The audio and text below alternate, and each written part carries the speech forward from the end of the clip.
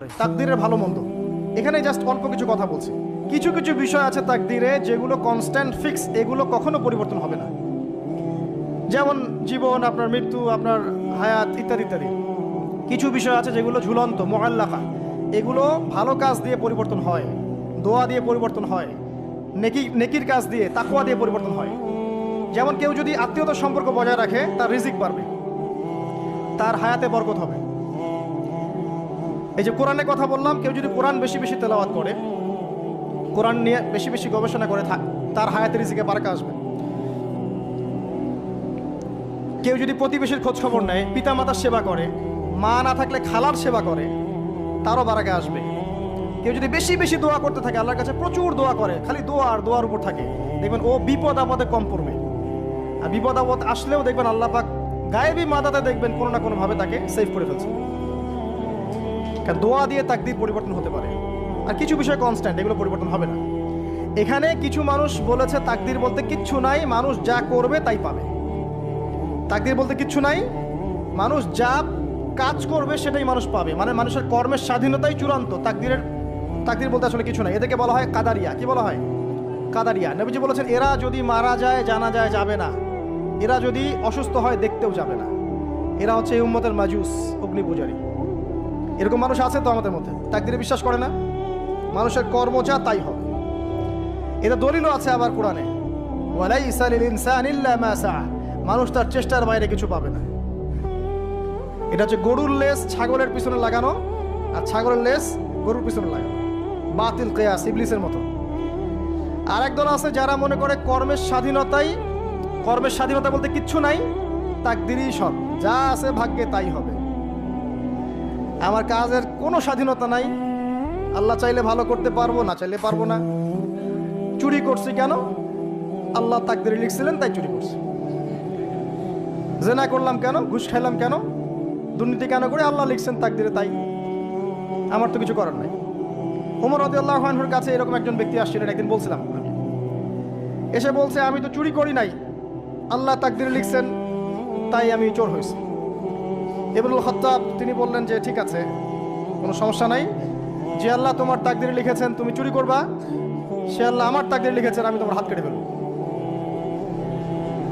এই আর কি। এদেরকে বলা হয় আবার জাবারিয়া। এদের নাম কি?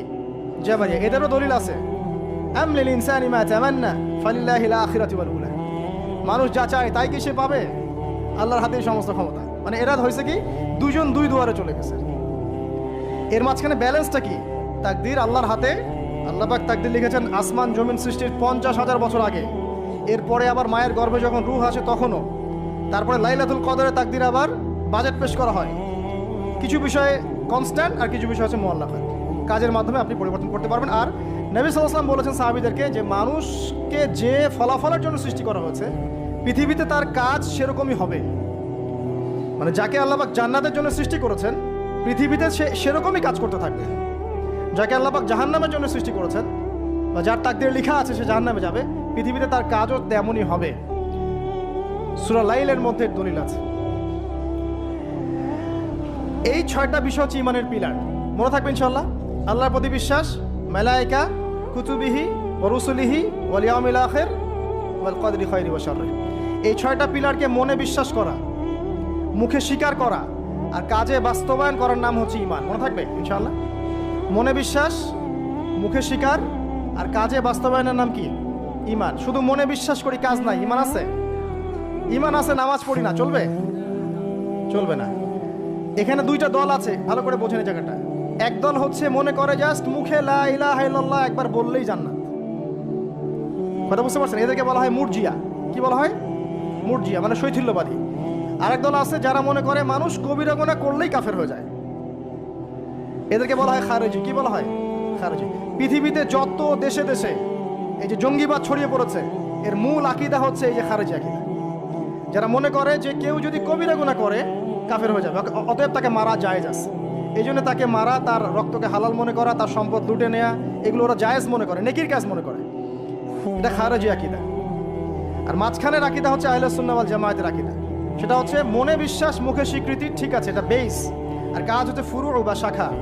কাজ করতে গিয়ে কারো ভুল ত্রুটি ভালো মন্দ হতে পারে, যদি কেউ কবিরা গুনাহ করে ফেলে তার জন্য তওবার দরজা খোলা আছে, সে কাফের হয়ে যাবে না, হায়েস্ট সে বরং ফাসেক বা জালেম হতে পারে। এই অবস্থায় মারা গেলে আল্লাহ তার বিচার করবে। এই হচ্ছে আহলুস সুন্নাহ ওয়াল জামায়াতের আকীদা। এরপরে ওই ব্যক্তি বলেন আপনি সত্য বলেছেন। আবার প্রশ্ন করলেন আখবিরনি আনিল ইহসান, ইহসান কাকে বলে? নবীজি উত্তর দিলেন আল ইহসান আন তা'বুদাল্লাহা কাআন্নাকা তারাহু। তিনি বললেন ইহসান হচ্ছে তুমি এমনভাবে আল্লাহর ইবাদত করবে যেন তুমি আল্লাহকে দেখতে পারছো। ওয়া ইল্লাম তাকুন তারা ফাইন্নাহু ইয়ারাক। তুমি যদি আল্লাহকে দেখতে না পারো, বিশ্বাস রাখবে আল্লাহ তোমাকে দেখছেন। এই যে এই কনসিয়াসনেস, আল্লাহ কনসিয়াসনেস নিয়ে ইবাদত করার নাম হচ্ছে ইহসান।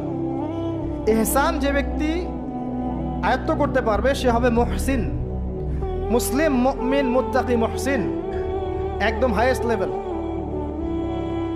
তাহলে এই হচ্ছে ইহসান। ইহসান যার মধ্যে থাকবে সে কিন্তু পাপ করতে পারে না খুব একটা। খেয়াল করে দেখেন, আন তা'বুদাল্লাহা কাআন্নাকা তারা, তুমি এমন ভাবে আল্লাহর ইবাদত করবে যেন তুমি স্বয়ং আল্লাহকে দেখতে পারছো।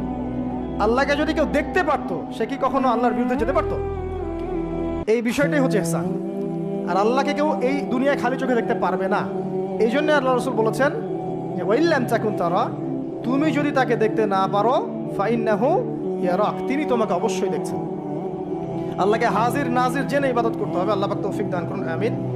প্রত্যেকটা কাজ, নামাজ, রোজা, হজ, যাকাত, জিকির, আজকার, তাসবিহ, তাহলিল, সবকিছু, ব্যবসা বাণিজ্য, চাকরি বাকরি যা আছে সব আল্লাহকে হাজির নাজির জেনে করলে মানুষ হারাম থেকে বেঁচে থাকতে পারবে ইনশাআল্লাহ। চতুর্থ প্রশ্ন করেছেন এই ব্যক্তি, আখবিরনি আনিস সাআহ, আমাকে কিয়ামত সম্পর্কে বলুন। নবীজি বলছেন মাল মাসউলু আনহা বিআ'লামা মিনাস সাইল, এই ব্যাপারে প্রশ্নকারী আর যে উত্তরদাতা এর বেশি কেউ কিছু জানে না। যাকে জিজ্ঞেস করা হচ্ছে আর যে জিজ্ঞাসা করছে তাদের জ্ঞান সমান। আমি আসলে জানি না কবে কিয়ামত হবে। কেউ জানে কবে কিয়ামত হবে? সূরা লুকমানের শেষে আছে না, ইন্নাল্লাহা ইনদাহু ইলমুস সাআহ ওয়া ইউনাজ্জিলুল গায়থ ওয়া ইয়া'লামু মা ফিল আরহাম ওয়া মা তাদরি নাফসুম বিআই মাযা তাকসিবু গাদা ওয়া মা তাদরি নাফসুম বিআই আরদিন তামুত। পাঁচটা বিষয় আল্লাহ ছাড়া কেউ জানে না। কিয়ামত কবে হবে, বৃষ্টি কখন কোথায় বর্ষিত হবে, আগামীকাল কোন নফস কি অর্জন করবে কি হারাবে, কার মৃত্যু কোথায় হবে, এগুলো আল্লাহ ছাড়া কেউ জানে না। তো এই জন্য তিনি বলেছেন মাল মাসউলু আনহা বিআ'লামা মিনাস সাইল, এই বিষয়ে জিজ্ঞাসিত ব্যক্তি প্রশ্নকারীর চেয়ে বেশি জানে না। তিনি থেমে যান নাই প্রশ্নকারী, তিনি বলছেন আখবিরনি আন আমারাতিহা, আচ্ছা আপনার তো জানা নাই এক্স্যাক্টলি কবে কিয়ামত হবে, তাহলে আপনি বলেন এর কিছু আলামত বলেন, সাইন্স বলেন। নবীজি বললেন দুইটা মাত্র, একটা হচ্ছে আউযু বিকালিমাতিল্লাহি তাম্মাতি মিন শাররি মা খালাক, এই দোয়াটা আউযু বিকালিমাতিল্লাহি তাম্মাতি মিন শাররি মা খালাক, তিনবার, সকালে 3, সন্ধ্যায় 3, 6।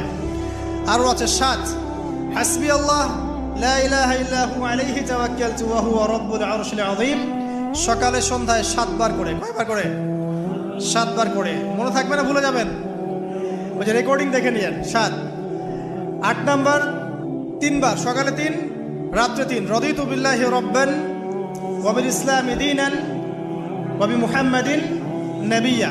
8। 9 দরুদ শরীফ, আল্লাহুম্মা সাল্লি আলা মুহাম্মাদ ওয়া সাল্লিম, এতটুকু, আল্লাহুম্মা সাল্লি আলা মুহাম্মাদ ওয়া সাল্লিম, অথবা আল্লাহুম্মা সাল্লি ওয়া সাল্লিম আলা নবিয়িনা মুহাম্মাদ, সকালে 10, রাত্রে 10। আর একটা হচ্ছে সূরাতুল কাফিরুন। কোন সূরা?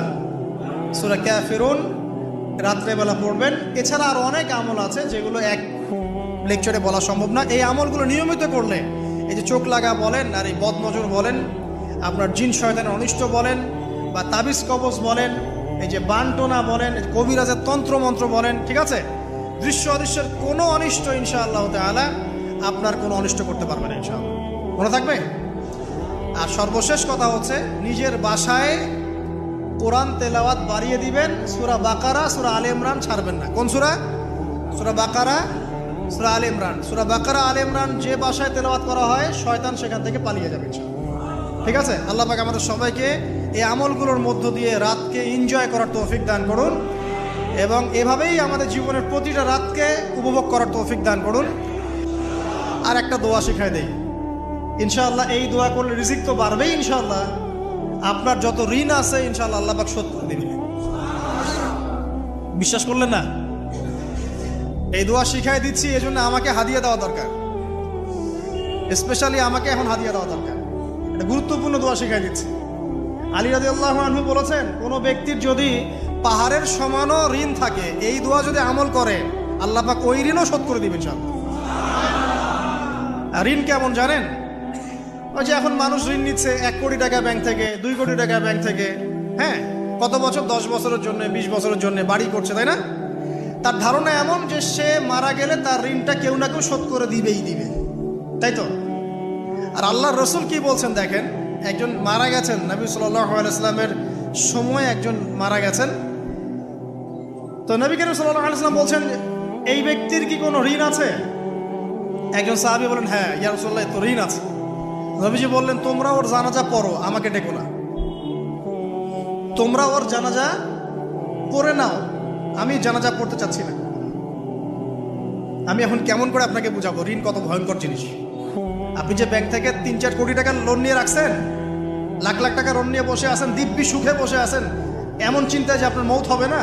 আর নবী সাল্লাল্লাহু আলাইহি ওয়াসাল্লামের সময়ে একজন মারা যাচ্ছেন, তিনি বলছেন তোমরা জানাজা পড়ে নাও, আমি জানাজা পড়তে চাচ্ছি না। মানে ঋণগ্রস্ত ব্যক্তির জানাজাও তিনি পড়তেন না। তারপরে একজন এসে বললেন, ইয়া রাসূলুল্লাহ, আমি তার ঋণ শোধ করে দিব, তার যা ঋণ আছে আমি শোধ করে দিব। তখন নবী এসে জানাজা পড়লেন সাল্লাল্লাহু আলাইহি ওয়াসাল্লাম। তো আপনার এই কোটি কোটি টাকা ঋণ শোধ করার লোক তো রেডি আছে নাকি? আছে না? সমস্যা নেই, আপনার জানাজা পড়া হবে। কারণ হুজুরকে আপনি 5,000 টাকা দিবেন, হুজুর জানাজা পড়াই দিবে, কোনো সমস্যা নেই। তারপরে আপনার মিলাদও হবে, আপনার একটা বড়সড় দোয়াও হবে ইনশাআল্লাহ। কিন্তু আল্লাহ পাক বলেছেন, শহীদ, আল্লাহর পথে যুদ্ধ করে শহীদ হয়েছে, এই ব্যক্তির আত্মাও ঝুলে থাকে যতক্ষণ পর্যন্ত না তার ঋণটা শোধ করা হয়। এবার বলেন আমি কি বুঝাবো? আর কিছু বলতে হবে? তো এখন সেই দোয়া শিখাচ্ছি আপনাদেরকে, যে দোয়া শিখলে আপনারা ঋণ থেকে বাঁচবেন ইনশাআল্লাহ। কত দিবেন বলেন?